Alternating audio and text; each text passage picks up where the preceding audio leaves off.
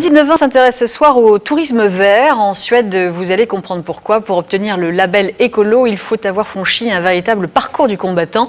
Le reportage de nos envoyés spéciaux au fin fond d'une forêt dans un hôtel très particulier. Karina Zopardi, Jean-Christophe Duclos. Retour à l'âge du feu, le temps d'un week-end. Rien de tel pour se couper du quotidien de la grande ville. Réapprendre à faire jaillir la flamme pour réchauffer la tanière. Il faut maintenir le feu pour faire chauffer la pierre. C'est comme un radiateur. La meilleure partie de la chose, C'est de s'échapper de la ville, de tout ce bruit et de retrouver du calme. d'être dans la nature.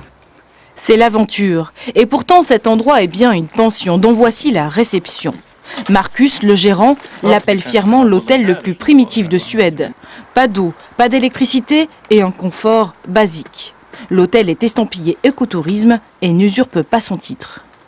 Nous sommes quand même passés à travers un long processus de certification pour obtenir le label Nature's Best.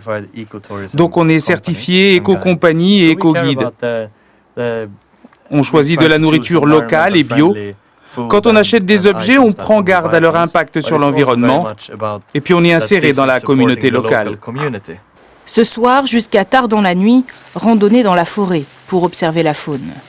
Marcus connaît parfaitement les sentiers, mais il est encore un peu tôt.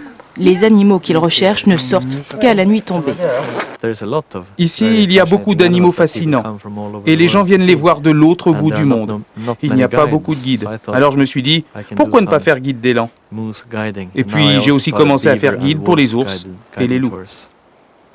Après quelques heures de marche et d'observation, enfin, à l'orée d'un bois, à une centaine de mètres, un élan. Le petit groupe s'immobilise.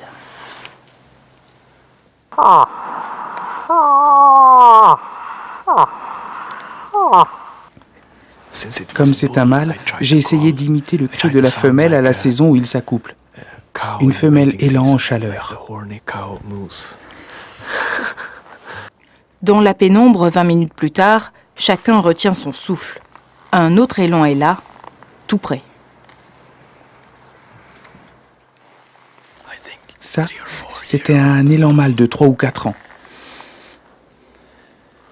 On était vraiment proches. Allons-y.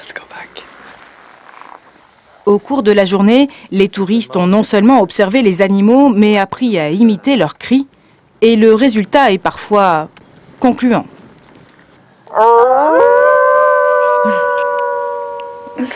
La Technoparade a 10 ans, un anniversaire fêté avec faste cet après-midi.